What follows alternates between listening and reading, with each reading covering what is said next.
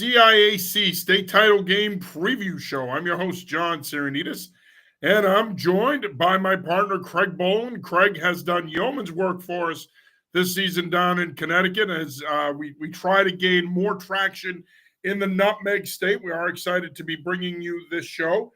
We are supposed to be joined by Rob Gulo, but Rob is running a little behind, so hopefully he gets a chance to check in. But until he does, Craig, how are you this evening? Doing great.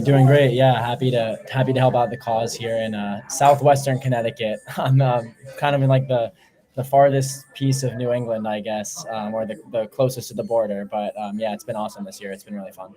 Yeah, and you've done a great job, man. I want to start there by saying thank you. You've done a terrific job with our coverage and helping us expand that coverage. And hold on one sec. Rob is going to be joining us now. Rob, can you hear us? Yes, I can. Can you hear me? I can hear you. Just waiting for your camera to come on. Yes. Let me see. All right. So while Rob is jumping on to join us, and there he is. Rob, how you doing? So doing good. How you guys doing? We got John, and we're ready to talk some CIAC title game action. Of course, it all kicks off this Friday night. There are two games. Both sites are going to have multiple games this weekend. So you have the Rent in Hartford, which will host games on Friday night and Saturday. Then on Saturday, both sites will be hosting games. Now, we're going to actually do this by class. So we're going to start with Class S, the smallest division in Connecticut. And this is a matchup that's pretty familiar to Connecticut high school football fans. Ansonia versus Bloomfield. They're meeting for the 8th time for a state title, which is hard to believe. You know, when people think about Connecticut football, you think, just like in most other parts of the country, you think about the bigger programs and their tradition. I'm not sure, fellas, there's a program in Connecticut that has more tradition in Ansonia. They'll be playing for their 33rd championship on this weekend on Saturday. Two familiar foes that know each other really well.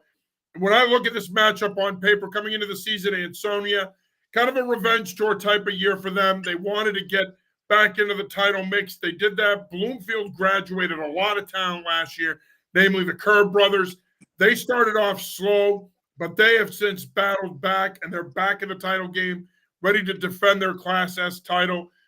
Just some thoughts on this one. I mean, again, familiarity breeds contempt. There's no matchup that proves that more than this one. Yeah, I mean, I think when the season starts, it's no surprise to see both Ansonia and Bloomfield, in the state title. Ansonia, they have the most state championships in Connecticut. Bloomfield's been pretty, they've gone to a bunch of titles recently. This is their 6th straight appearance. You mentioned this is the 8th time that these two teams are meeting one another, which is actually a state record for the most, a single matchup between two teams. Ansonia leads 4-3, so, it's very competitive when these two teams. So, when you think of it, when the season starts, I don't think it's a surprise at all to see these two teams competing for a state title. Yeah, no, somebody who's a little bit newer to covering the game here in the state, but who grew up locally.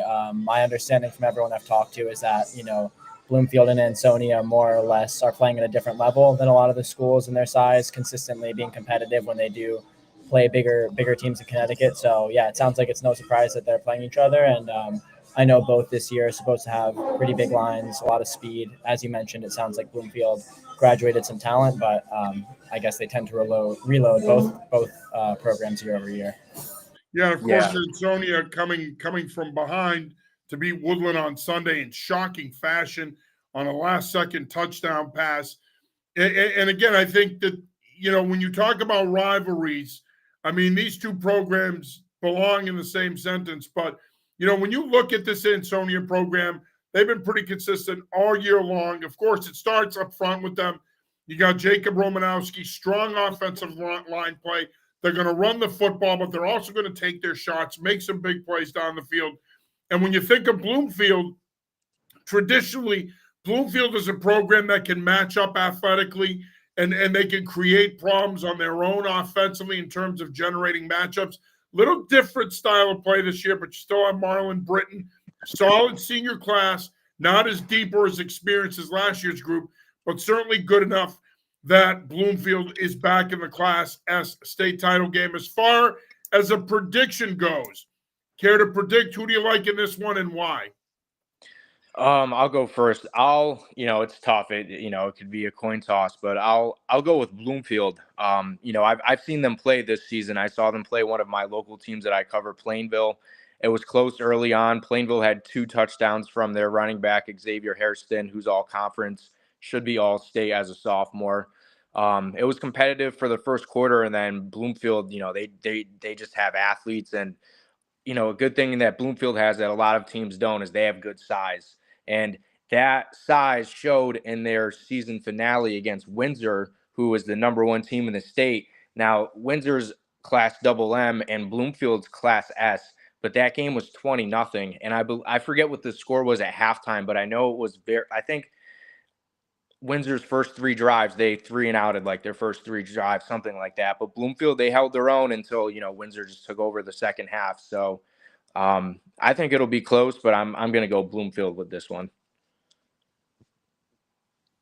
Yeah, I think I might actually take the other side here and go with Ansonia. I think it's really close, and for someone who hasn't seen either in person this year, a lot of what I'm going from is based off of some research, talking to a few people. But one thing that I think might stand out about Ansonia this year, although Bloomfield does have size and was able to be competitive with Windsor, I think Ansonia does have a pretty large, pretty deep offensive line. Romanowski, as you alluded to, I think is getting some pretty major FBS interest. And I guess I'm thinking definitely a close game. Definitely, I think for me, the hardest one to pick, but I'm going to go with Ansonia in a close one. Yeah, I agree with both you guys. I think this one is a hard one to pick. It's hard for me because, to Rob's point, Windsor's a pretty good litmus test, and Bloomfield hung with them. They've been the number 1 team in the state really since about week 3. So, yep, week 3.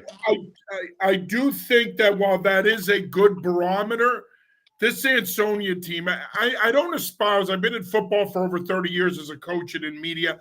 I don't always espouse to this team of destiny stuff. I do feel that at times we get caught up in it. But I got to tell you, Ansonia has that vibe about them. I'm going to pick them here, but something also tells me I may regret it because this Bloomfield team has played really good football, particularly the second half of the season. And take that Thanksgiving game out of the equation, they've been one of the better teams in Connecticut down the stretch. I think this is going to be another great game. And as we've seen in this rivalry, just when you think you know who's going to win, usually the other side ends up pulling it out and surprising the other side. So it should be a really good game. It always is between these two. I think it will be a fantastic matchup. And of course, in terms of that matchup, those 2 teams will be playing on Saturday morning at 10:30 a.m. at the Rent. It's a 10:30 kickoff between Ansonia and Bloomfield. All right, next up we have the Class SS state title game featuring Killingly and Sheehan. Killingly has been putting up monster numbers all season long. This is a program that plays a certain style of football, fellas. They're going to run the football. They're going to grind you. They're going to wear you down. But the thing that has made this program in recent years so hard to play against is their big playability. A couple of weeks ago, they scored 75 points. They really haven't been challenged this year. Sheen is a team that has pedigree, has championship caliber success, but they are going to have their hands full with a Killingly program that has been running through people all season long. Yeah, and as you mentioned, they scored 75 points in I think it was their first game, and I think they scored 69 in the first half of that game, I believe. But no, this is another intriguing matchup because it's a rematch. These 2 teams played each other earlier this season, and it was actually Killingly's closest game. It was 32-26. Yep. So that's a common theme that I've realized throughout these playoffs. A lot of rematches, and they say it's hard. All these coaches say it's hard to be a good team twice, and the playoffs they've shown that. I mean, look at West Haven, Fairfield Prep, Greenwich Staples. I mean, is this another one? I'm hesitant to pick Killingly, but I mean, they've outscored their two opponents 117-22. Like you said, they've been dominant. They run. They're one of three teams left that are undefeated. It's hard to pick against them. Sheehan, they've lost 2 games in the regular season, one to Killingly, one to Fairfield Prep, which is a really good double L team. They were the number 1 seed. So, I mean, they've played a tough schedule and they've held their own, but it's tough to go against this Killingly team that's just been so dominant. Yeah, no, and piggybacking off about Killingly's dominance too, I know they've demonstrated some success in some higher classes too over the past few years, and as a program, I think year over year running the ball really well. It sounds like, as you mentioned, Sheehan gave them a tough game early in the year, but as you mentioned, I think Killingly's rolling right now. I think it's hard to stop that, especially this time of year. So yeah, I think it'd be hard to go against Killingly, but hoping for a very competitive game. Yeah, of course, the Allard brothers are certainly gonna be front and center in this game for Killingly, as we talked about their ability to run the football.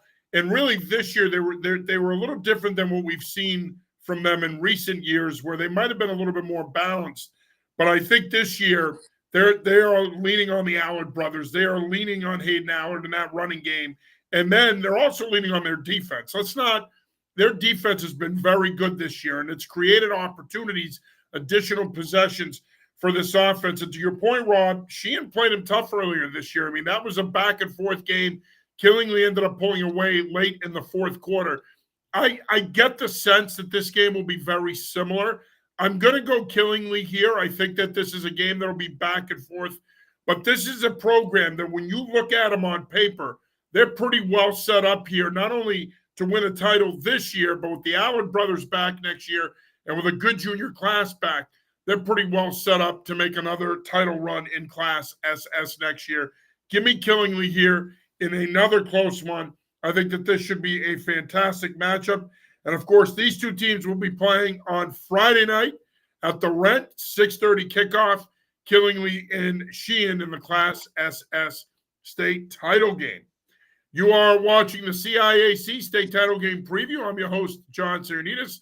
As always, I'm joined by my partners, Craig and Robert, here tonight to talk about these games with you. And next up, we're going to move on to Class M in a matchup that's pretty interesting here. And I think when I think of St. Joe's, I think of a resilient program because it's kind of been an up and down year for them. I mean, they're a program that traditionally pretty consistent. They're in the mix year in and year out. And when they're good, they're good. Bit of a roller coaster ride for them, but here they are in position to win a Class M title, taking on a Brookfield team led by running back Michael Walters. This should be a pretty good matchup, and I would not be surprised if it was another low-scoring affair. St. Joe's tends to make teams play in those kinds of games. Wouldn't be surprised if this was another one of those. Yeah, this is another very, very tough matchup to predict. I mean, I think St. Joe's win last week against Hand, who was the number 2 team in the state. It was impressive. Yeah, I think that surprised a lot of people. I saw Hand play in week 3 against Berlin, against a playoff team that Brookfield beat last week. I saw them play them. They were very good this season. They had the longest winning streak in Connecticut. They had a 23-game winning streak that dated back to week 1 of last year. So that was a huge win for them. Their 3 losses, 2 of their losses, one of them was to Greenwich, another one was to Staples. I think one of them was a 14-10 loss. Another one was like 23-14. So they played double L teams very tough. I can't think who their other loss was off the top of my head. But, this Brookfield team, they're one of 3 teams that are undefeated. They had that big win against Berlin last week. And to your point, Walters, he's a Columbia commit, one of the best running backs in the state. He didn't even play in that game last week, and they still won 28-0. He was out due to illness, and they still, they dominated Berlin, who's a well-respected, good team. So this is a really good matchup. Yeah, no, agreed. I actually I got the pleasure of seeing both teams this year. I saw Brookfield play Massac, who's in the Double M final, and I saw St. Joe's play Greenwich, who is in the Class Double L final, and Brookfield looked great, physical, very dominant in the game I saw. I think Massac was a little bit shorthanded during that game. specifically. But speaking of shorthanded, St. Joe's went and played Greenwich shorthanded and dealing with injuries in the game. Pretty notable size difference, numbers difference, just especially, again, somebody who's a little bit newer to Connecticut, seeing that and watching St. Joe's play really tough, really, really good defense, really disciplined team. I think I'm having a hard time thinking of who I'm going to pick for this game, but something that I will say, St. Joe's week in and week out plays a higher level of competition, and they do, at least from the games that I saw this year, have a little bit of a more balanced and sophisticated offense from the perspective that they open it up through the air, and defensively, they give you a lot of looks. So I favor St. Joe's in this game, but I think it'd be really, really close and a really, really, really interesting game to watch. What does Brookfield have to do? I kind of feel like with St. Joe's, they want to muck it up and play that lower scoring type of game. What does Brookfield have to do to get them out of that style of play? I think for them, Walters just has to have a great game, a big game for them. I mean, I'm not sure what his status is, but like how it was last week, but it was, serious enough for him to miss a playoff game. So, you wonder if he's more well rested or if he's still dealing with whatever he was dealing with. But I haven't heard anything that he's out. So if he plays, I think the key to that game is him having a big game. Last week when I asked the Berlin head coach Joe Arasimowicz, the key to victory, he said it would be at the line. And Brookfield, they dominated. They showed, I think they had 4 different scorers each score a rushing touchdown in their 28-0 victory last week against Berlin. So they've shown that they have more weapons than just Walters. They've even beaten teams like a Massick, a Bunnell. They've beaten Law twice. So they've shown that they can beat, high-level opponents. So it's tough. I think it all just depends how big of a game Walters has. Yeah, I would say I would agree. I think it's going to be really important to get him the ball, and he's a power runner, but getting him in space as well. He's a Division I committee. He's pretty dynamic. I think that unfortunately for Brookfield, they will probably have to win through playing that type of dirty, physical, running the ball game. I think a strength of St. Joe's is their secondary for sure, and I think that an advantage Brookfield might have is being a little bit bigger and more physical on the line. I mean, their offensive line was very, very, very dominant in the Massick game, and they had a few other backs too, along with their quarterback that are very physical, can make plays.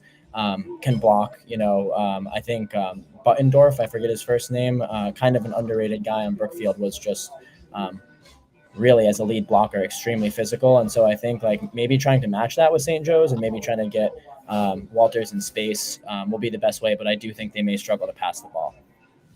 And of course, these two will be meeting on Saturday at 1:30 at the Rent. And for the record, since we are doing predictions, I'm going to pick Brookfield here. I think that their physicality does prove to be the difference. Obviously, Walters has to play, and if he's healthy, he's, as you mentioned, Craig, he's dynamic. He's going to make a difference. He's one of the best all-around players in the state. I just think that for me, St. Joe's, it's easy to win this time of year if you shorten the game and lean on your ground game and your defense. It's easier to win those tight games when you know how to play in them. I think this Brookfield team has the ability to jump out to an early lead, carry the play, and force St. Joe's to play from behind, which I think could force them to get out of their game plan. Nonetheless, I think this is going to be a tremendous matchup. One thing we've learned about St. Joe's through the years, you don't doubt them because they have championship pedigree, and this has been a program that has had championship success throughout the years.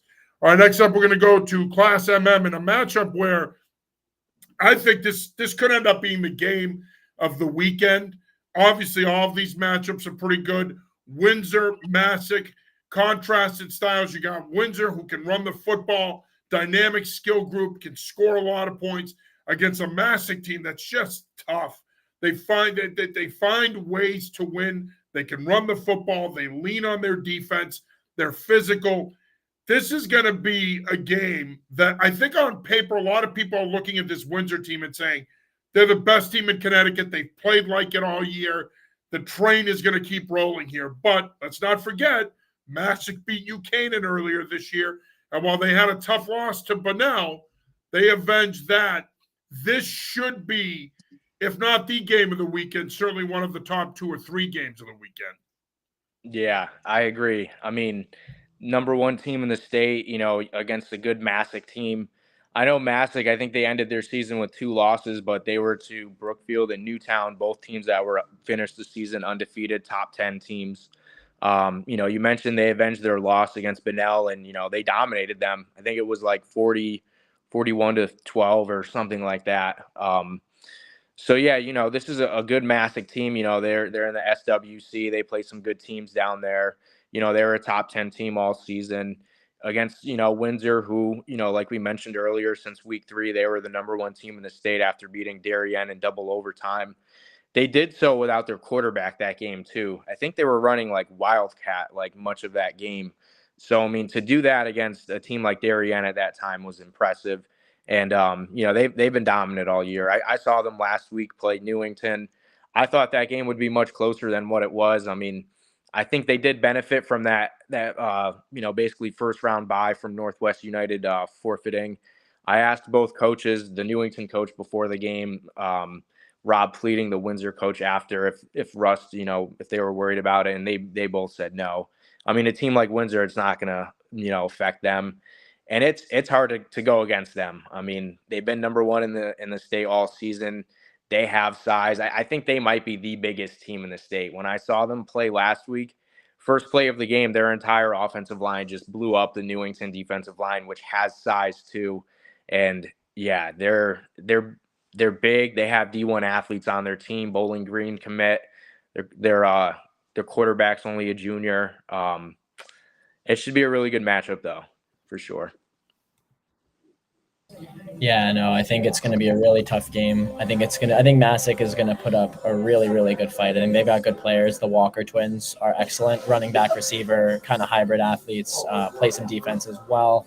And they played a tough game with Brookfield, but having watched that game and knowing what I know about Windsor and their line and their running back and some of their skill position players, I think if they try to follow that same recipe of Brookfield and lean on them, but be able to maybe also do a little bit more in the pass game out in space, I think it might be tough to handle Windsor. As you mentioned, just talent and size across the board.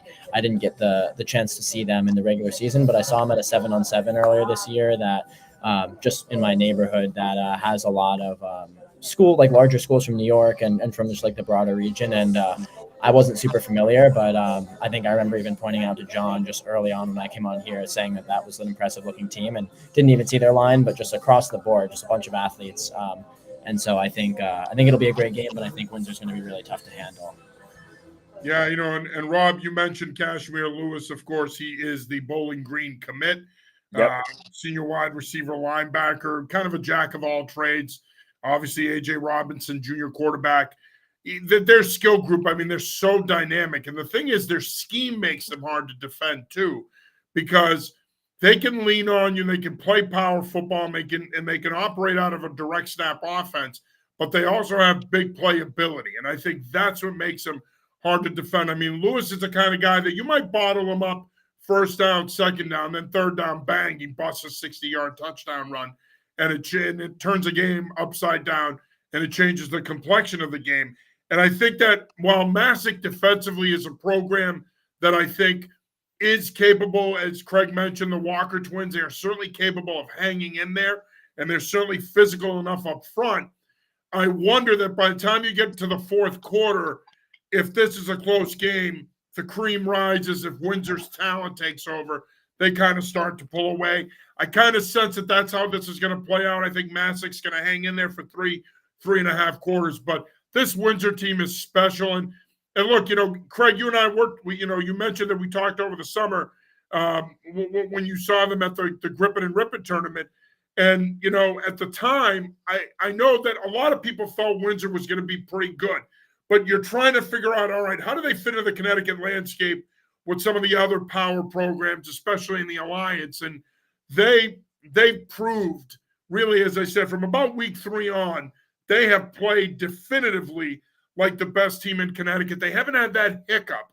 Buchanan has had that hiccup. Darien's had that hiccup. Staples, Greenwich, FP, they've all had that hiccup game. They haven't had that. They've been pretty consistent. I think they get it done in what should be a fantastic, fantastic matchup.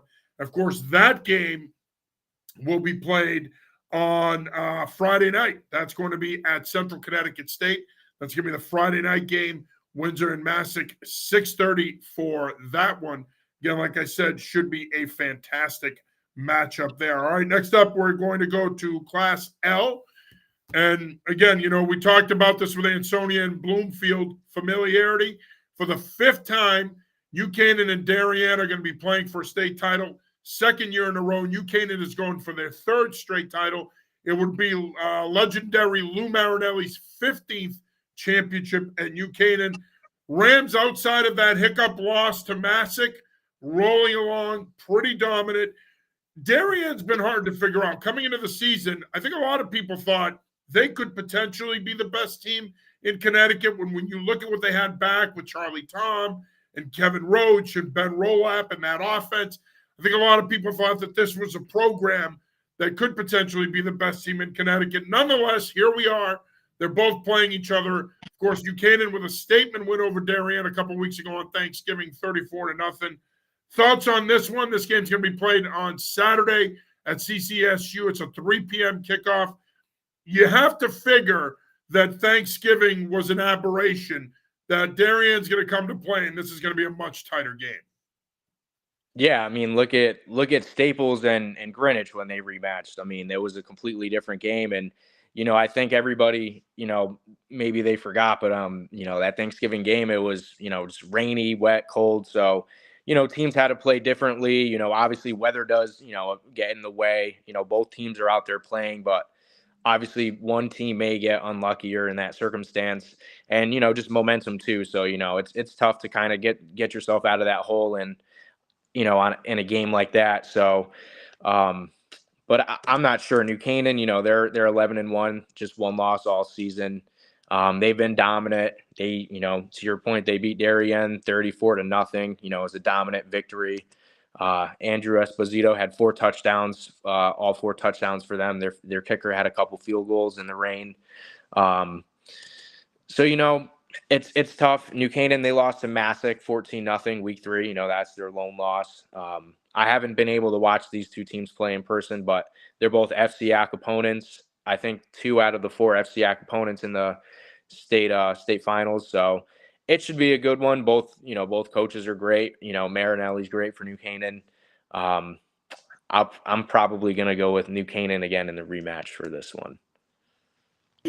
Yeah, no, I think for starters, I was pretty shocked at how definitively New Canaan beat Darien on Thanksgiving. I think, with the type of talent that Darien has, especially, they've got a lot of size. They've got a lot of talented linemen. I think a couple playing Division I or Division II football. But they do throw the ball. They definitely rely on, getting out in space, and they do have a pretty dynamic offense. And I think that this game will be a lot more competitive, but for whatever reason, I think New Canaan has had their number recently. I think they're used to playing talented teams.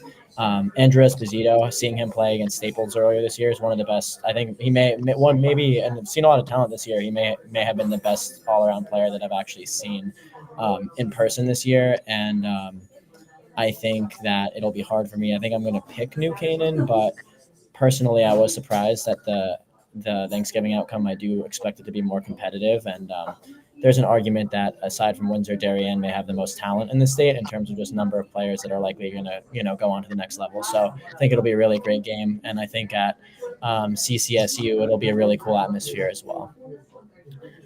Yeah, if you remember last year, these two played an unbelievable game in the state title game when New Canaan surviving that one, and I kind of feel like this one's going to be the same thing. I can't imagine that an Andy Grant coach team doesn't come back and play much better this time around, especially because you're playing for a state title. How much more motivation do you need? And look, New Canaan, you mentioned this, Craig, the athleticism, they just match up well. Darien creates a lot of problems for defenses because of their size on the perimeter with Roach and Tom, and Rolap is really good at spreading the ball out and getting it out quick. But I think for me, when I look at this game, Esposito's the X factor. Can Darien stop the Luke Robinson to Andrew Esposito connection? Because nobody has this year, really, outside of Massac anyway. Nobody has really stopped that connection. Certainly, Darien didn't prove that they can do it on Thanksgiving, but they're going to have an opportunity to redeem themselves here. I think this is going to be a terrific game. I think it's going to come down to the fourth quarter, but it's just so hard to pick against Marinelli and Buchanan in these games. It just is. You know what I mean? Like, part of me wants to think that maybe this will be Darien's coming out party from the standpoint of they're back. They're officially back. They're back being a power program in Connecticut. But I just, for me, this Buchanan team is just a different animal. And I don't see them taking the foot off the gas. I think this will be a much more competitive game. But ultimately, I'm going Buchanan as well. Again, it's always good when these two play each other. The stakes couldn't be any higher. Expect another terrific matchup. And as I mentioned, these two will be playing at a roof field on the campus of Central Connecticut State University. That'll be a 3 p.m. kickoff on Saturday. Rob, you'll be there for that one. It's going to be a fantastic matchup. Should be a great day of football on Saturday in Connecticut. One of the best days of the year, in my opinion, in New England football. Final matchup that we're going to be previewing tonight, of course, is the Class LL matchup. That's going to feature the West Haven Blue Devils versus the Greenwich Cardinals. And I got to be honest with you guys. If you had asked me 2 weeks ago when the playoffs kicked off, did I think that Nick Conlon and West Haven can get back to a title game? I would have said, I don't know. I don't see it. They didn't really replace a lot of the skill that they lost last year. Took some of that younger skill a while to get going. Then they barely squeaked by Glastonbury 6-0 in the quarterfinals. And you're thinking, okay, they're going to run into Fairfield Prep, #1 seed in Class LL. That's a team that's been playing with a chip on their shoulder all year. Mason Fry, Finbar Malloy, talented team. And then they win 42-7. I can't explain that. Can you explain that one? Because I can't explain it. What a performance by the Blue Devils. And Coach Boucher has done an unbelievable job getting this program back on track after they lost early in the season. Yeah, and on Thanksgiving Eve, they lost to Prep 31-20. So, it wasn't too long ago that they actually lost to this team. And this is one of those matchups where, it was a rematch and, the other team won.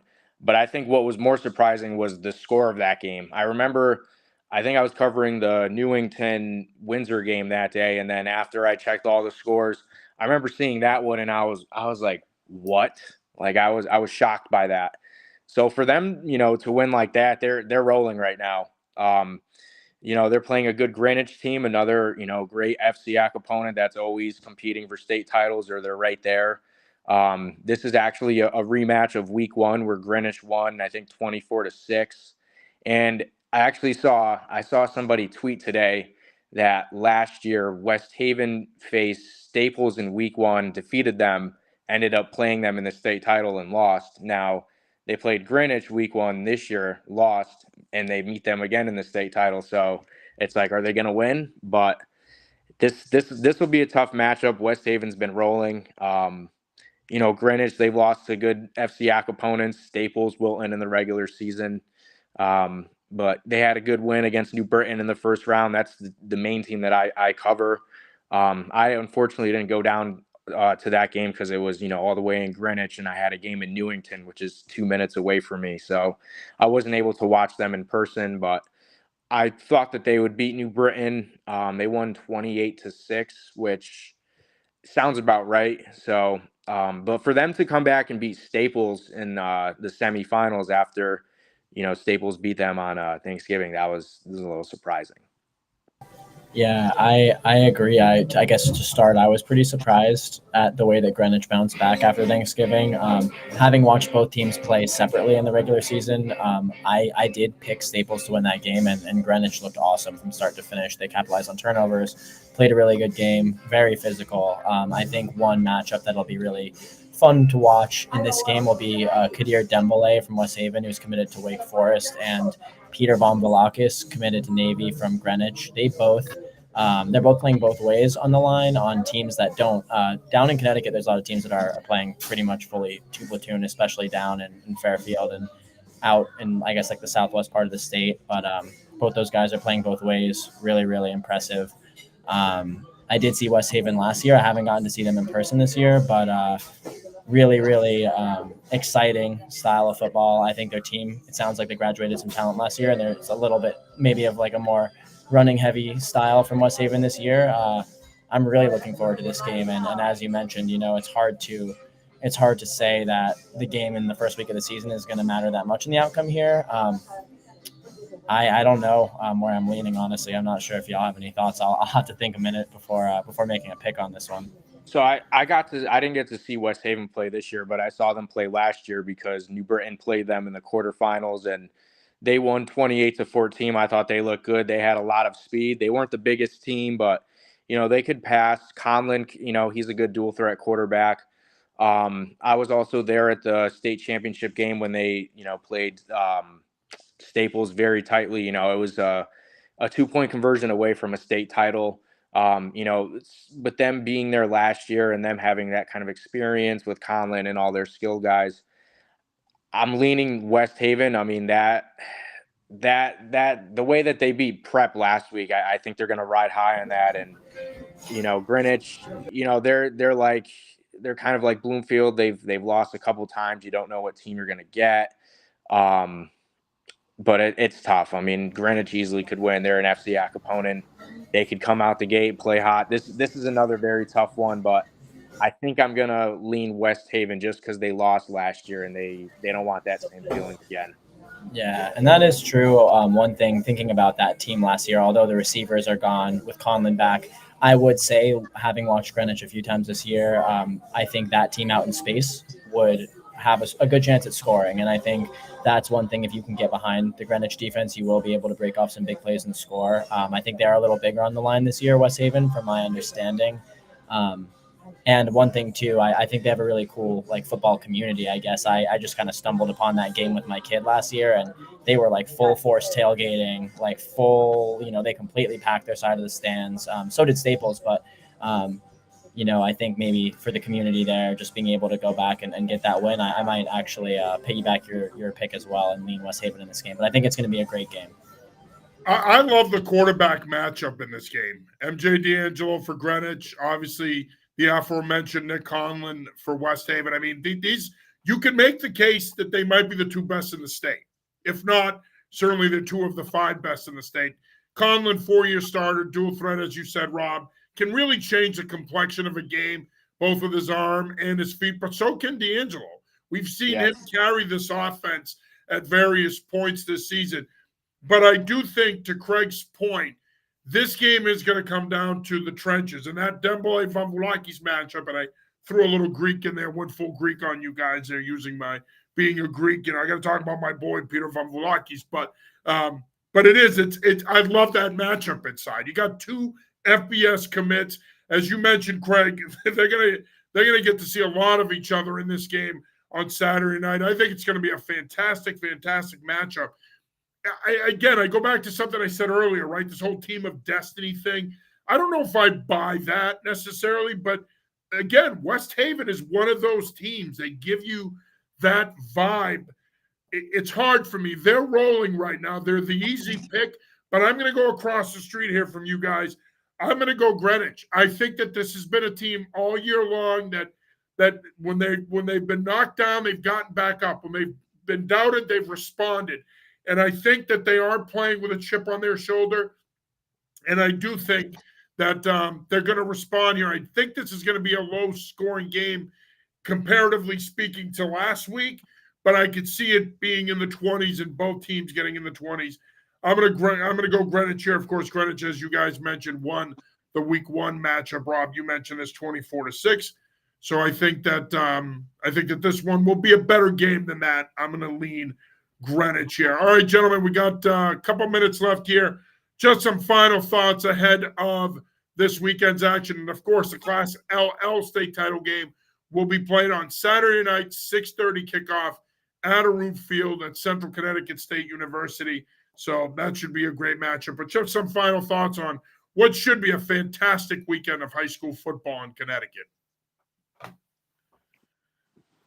Yeah, I think really excited to see it. I think as mentioned, there's a lot of talent in the state. There are 6 divisions, so there's a lot of games. There's some thoughts out there that maybe consolidating that might make more sense for the playoffs. But at the end of the day, you get a lot of football and a lot of talented players that are going to be going on and playing in the next level, or potentially going to a post grad year, and you're going to be seeing them on Saturdays and some on Sundays. So for a smaller state, I think really, really good level of football, especially coming from family and friends down south, and still seeing the level out here. And then especially at a root, the level of fanfare, at least last year, all the games were packed over there.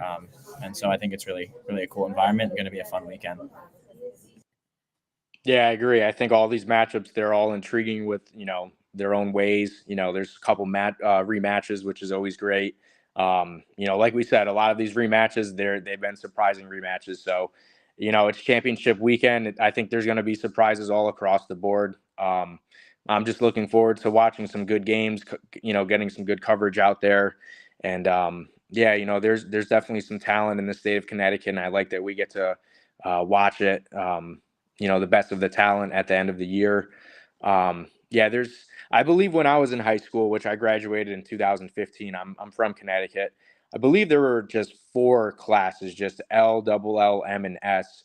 And I forget when they implemented 6, but I agree. I think they should, make it 4, like how it used to be, make things a little bit more competitive. But I guess when you look at the big, grand scheme of things with, the other sports like soccer, basketball, where teams only have to win 40% or 40% of games, which is like 8, you go like 8 and 12, or win 6 games for soccer, or however they do it.